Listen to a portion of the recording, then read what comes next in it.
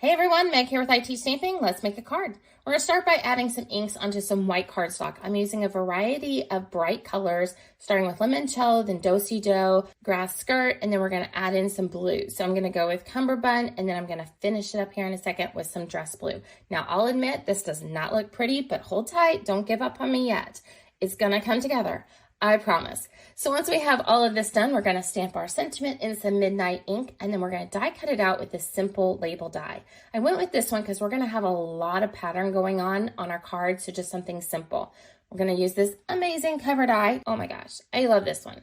All right, liquid glue, and when we add this on top, see how it softens up that ink mess we had on the back? Add some foam adhesives behind our sentiment and add it onto our card, and we're going to finish it with some sequins. I love the simplicity of this card and how it all turned out. For more information, make sure to check out my link in bio, and make sure to like and follow IT Stamping.